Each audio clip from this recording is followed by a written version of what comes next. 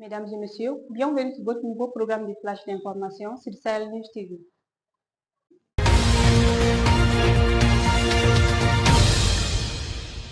19 heures d'électricité par jour pendant le Ramadan au Mali. C'est l'annonce faite le 18 février 2025 par le ministre de l'Énergie et de l'Eau. Ce programme de délestage de l'énergie du Mali, EDM, dénommé Plan unique, est diversement apprécié par les citoyens. Ce plan unique prévoit la couverture de 80% des besoins énergétiques des Maliens par jour. Le directeur général de l'énergie du Mali, Abdoulaye Djibril Diallo, rassure que toutes les dispositions sont prises pour assurer la réussite de ces programmes de délestage électrique. Je puis vous assurer de la mobilisation et de l'engagement renouvelé de l'ensemble des collaborateurs dans les centrales, sur les réseaux, dans les agences et les centres et dans les départements en support afin de tout mettre en œuvre pour la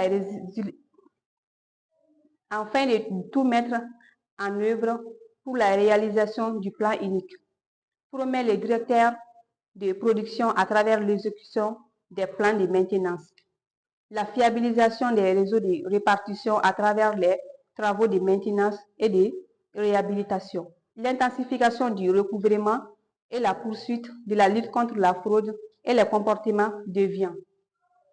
Renchérit les patrons de l'EDM avis mitigés sur les plans uniques. À Bamako, les avis divergents sur le respect de ces plans, les uns saluent l'initiative et estiment qu'elle permettra de redémarrer les activités économiques en Angonie. D'autres souhaitent que ce programme soit à la hauteur des attentes.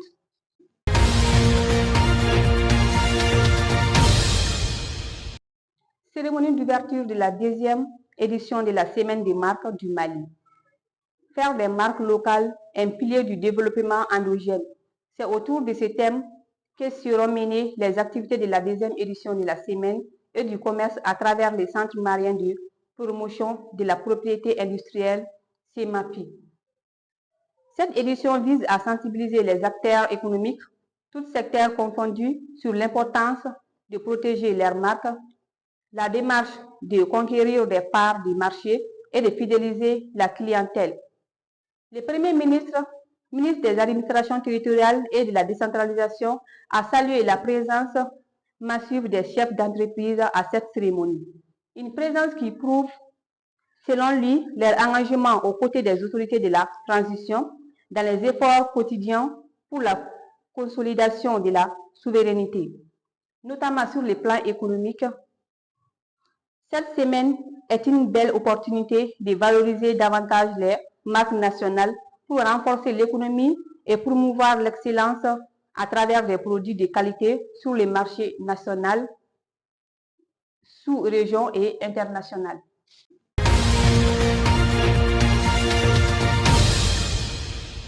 Présentation du V du M5 RFP Malicroix aux médias.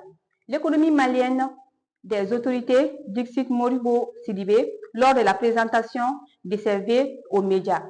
Le président du comité stratégique du M5 RFP Malicroix a peint un tableau peu reluisant de l'économie malienne à cause notamment de la crise énergétique et de certaines décisions imposées par nos actuels décideurs et politiques pour Modibo Sidibé. Les réajustements stratégiques et les mesures socio-économiques d'accompagnement s'imposent aujourd'hui pour atténuer la souffrance des Maliens. Le Mali traverse l'une des plus graves crises de son histoire avec des conséquences socio-économiques majeures pour ses populations. Telle est la conviction exprimée par l'ancien Premier ministre et président du comité stratégique du M5 RFP Malicroix, Modibo Sidibé. Le constat de la cherté de la vie est une triste réalité. Le sucre, les riz, l'huile, les céréales, les matériaux de construction ont tous connu une augmentation notable, a-t-il argumenté. Le panier de la ménagère est de plus en plus léger.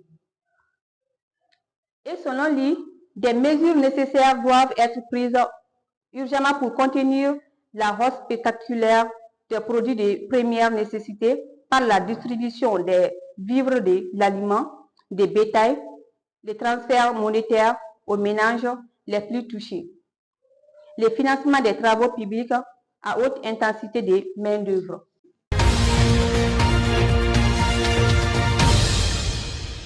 Le président de la Maison de la Presse, El Hadji Bandiou, a salué le courage de la constance du président du stratégique du M5-RFP, qui a toujours soutenu la fondation de l'État, même avant l'élection présidentielle de 2018.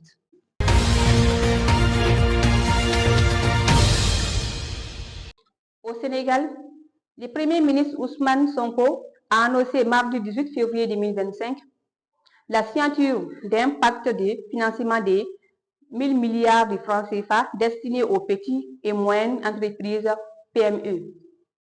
Cette initiative vise à augmenter l'encours des crédits accordés par les institutions financières aux entrepreneurs locaux.